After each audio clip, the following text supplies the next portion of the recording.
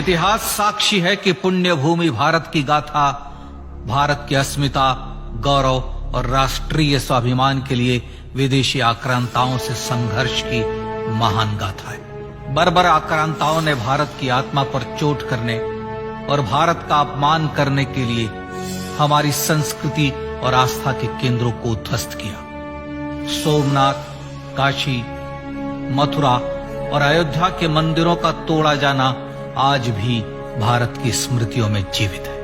सन 1528 में अयोध्या में भगवान श्री राम के मंदिर का मुगल आक्रांता बाबर द्वारा तोड़ा जाना ऐसी ही एक अक्षम्य घटना थी जिसने सीधे भारत के सम्मान और आत्मा पर चोट की।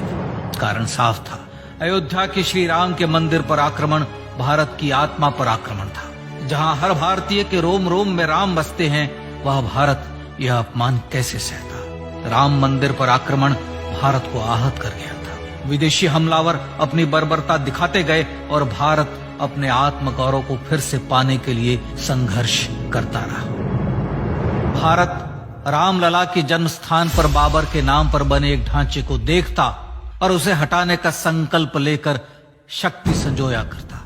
हिंदू समाज आत्मसम्मान के रण में डटा रहा और लगातार हमलावरों द्वारा बनाए गए बाबरी ढांचे को हटाने के लिए लड़ता रहा। सरयू कई बार रक्त से लाल हुई।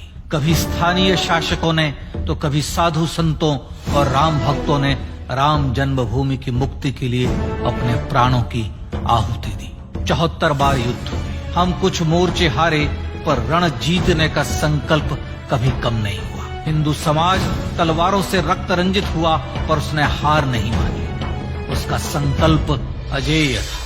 15 अगस्त 1947 को देश की आजादी के साथ सैकड़ों सालों से चले आ रहे इस संघर्ष में नई ऊर्जा और एक नया मोड़ आया। अचानक 23 दिसंबर 1949 को बाबरी ढांचे में श्री राम लला प्रकट हुए। हजारों राम भक्त दर्शन के लिए उमड़ पड़े।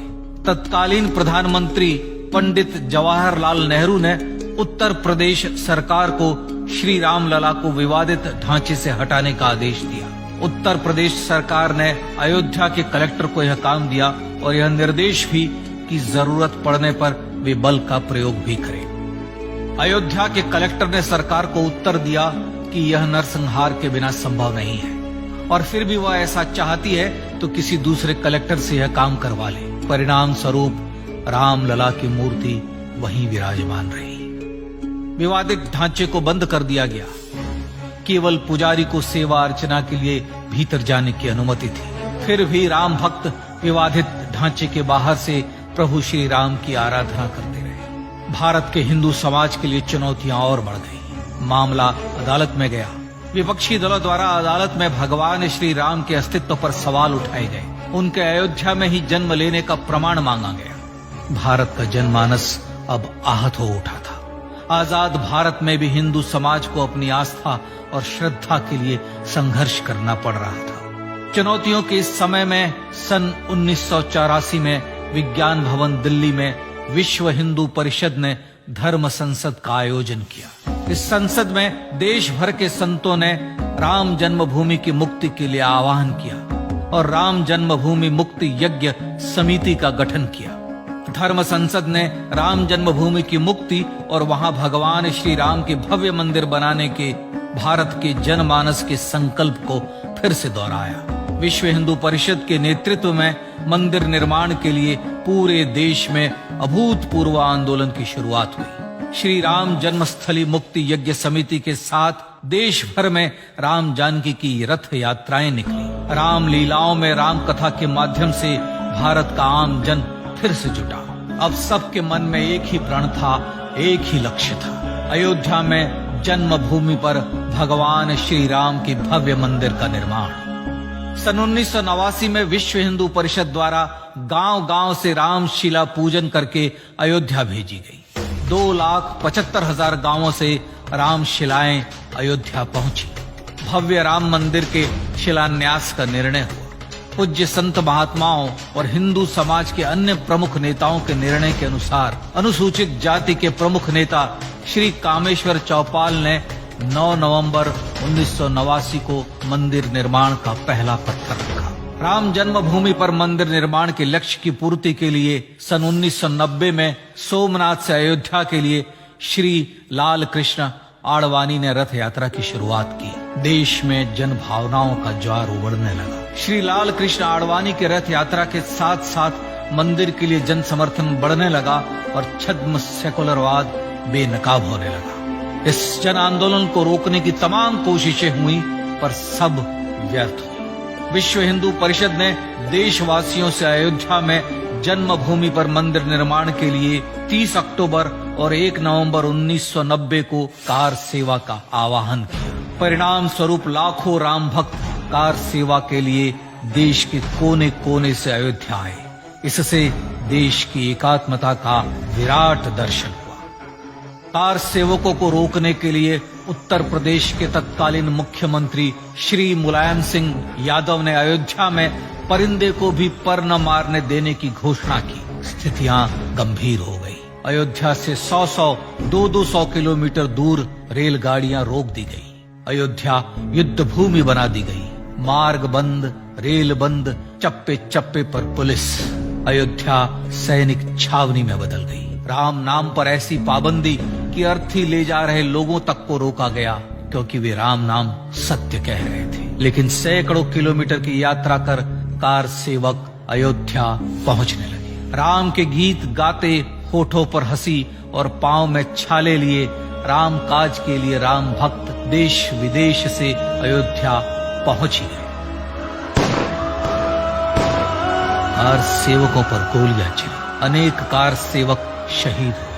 आजाद भारत में जन्मभूमि पर राम मंदिर के लिए कार सेवकों ने फिर एक बार अपना बलिदान दिया, पर कार सेवकों ने विवादित ढांचे पर भगवा फहरा ही दिया और इस तरह कार सेवा सफल हुई। श्री राम जन्मभूमि आंदोलन ने भारत की सुप्त आत्मा को झकझोर कर जगा दिया। विश्व हिंदू परिषद ने फिर एक बार 6 दिसंबर 1992 को कार सेवा का आह्वान किया। राम भक्तों को कार सेवा करने देने के लिए अदालत में प्रार्थना की गई, पर अदालत ने कोई निर्णय नहीं दिया। परिणाम स्वरूप बौद्ध, जैन, सिख, स्वामीनारायण संप्रदाय, गायत्री परिवार, हर पंथ मत विचार के हिंदू एकत्र हो गए। छूत अछूत का भेद मिटा, जाति की पहचान मिटी। हम सब हिंदू, हम सब सिंधु बन गए।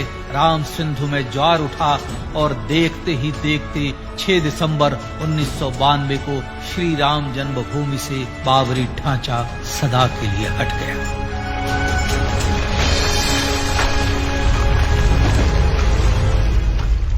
यह क्षण शौर्य, न्याय और सत्यमेव जयते का क्षण था। यह तो धर्मस्ततो जय का क्षण था। पर संघर्ष की गाथा यहां जाकर भी नहीं रुकी।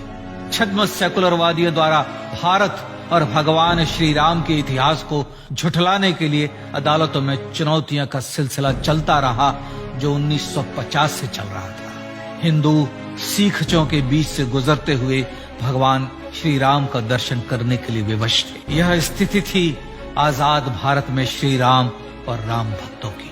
पर सत्य को तो जीतना ही था। आखिरकार देश के सर्वोच्च न्यायालय के 5 जजों की खंडपीठ ने 9 नवंबर 2019 को ऐतिहासिक निर्णय दिया और यह कहा कि अयोध्या जन्मभूमि परिसर की पूरी 67 एकड़ भूमि रामलला की। और न्यायालय ने भारत सरकार को जन्मभूमि पर मंदिर बनाने के लिए एक ट्रस्ट बनाने का आदेश दिया। सर्वोच्च न्यायालय के आदेश के अनुसार भारत सरकार ने 5 फरवरी 2020 को श्री राम जन्मभूमि तीर्थ क्षेत्र नाम के ट्रस्ट का गठन किया और राम जन्मभूमि न्यास की भूमि जो सरकार द्वारा अधिग्रहित की गई थी, उसे ही नवनिर्मित न्यास को वापस दे दिया गया। 5 अगस्त 2020 को भारत के प्रधानमंत्री श्री नरेंद्र मोदी ने श्री राम जन्मभूमि तीर्थ क्षेत्र के अध्यक्ष पूज्य महंत नृत्य गोपाल दास, राष्ट्रीय स्वयंसेवक संघ के पूज्य सरसंघ चालक डॉक्टर मोहन भागवत एवं उत्तर प्रदेश के मुख्यमंत्री श्री योगी आदित्यनाथ की उपस्थिति में श्री राम जन्मभूमि पर भगवान श्री राम के भव्य मंदिर के लिए भूमि पूजन कर निर्माण कार्य का शुभारंभ किया। इस तरह लगभग 500 वर्षों से राम जन्मभूमि की मुक्ति के संघर्ष का पटाक्षेप हुआ। अपने आत्मसम्मान और राष्ट्रीय अस्मिता के लिए इतना लंबा संघर्ष विश्व के इतिहास में बेजोड़ है। श्री राम भारत की आत्मा, भारत की परिभाषा, हमारे राष्ट्रीय आदर्शों और जीवन मूल्यों के प्रतिनिधि मर्यादा पुरुषोत्तम हैं, जो हर हिंदू के होठों पर जन्म से मृत्यु तक रहे। बस यही हर हृदय में प्रार्थना होती है। राम भारतीय राष्ट्रीय स्वाभिमान और आसेतु हिमालय से समुद्र पर्यंत तक जन जन को एकात्मता के बंधन में बांधने वाले रक्षा सूत्र है। अयोध्या स्थित श्री राम जन्मभूमि पर बाबर का हमला वास्तव में भारत के स्वाभिमान और राष्ट्रीयता पर हमला था। प्रधानमंत्री श्री नरेंद्र मोदी द्वारा श्री राम जन्मभूमि पर राम मंदिर का पुनः निर्माण न केवल बाबरी मानसिकता का पराभव है, बल्कि संपन्न, सुखी, सुसंस्कृत, सर्वशक्ति संपन्न स्वराष्ट्र का सूर्योदय भी है। यह उस राम राज्य की दिशा में वह कदम है जिसकी अभिलाषा राज राजेंद्र चोल, कृष्णदेव राय, छत्रपति शिवाजी महाराज से लेकर महात्मा गांधी तक ने की थी। अयोध्या में जन्मभूमि पर भगवान श्री राम का मंदिर न सिर्फ राष्ट्रीय गौरव होगा, बल्कि वह श्री राम के आदर्शों का राष्ट्र मंदिर होगा। अब वह महान संकल्प पूरा होने जा रहा है। आइए इस राम यज्ञ, राष्ट्र यज्ञ में जिन ज्ञात और अज्ञात भारतीयों ने अपनी आत्माहुति दी है, उनका पुण्य स्मरण कर उन्हें श्रद्धांजलि दी।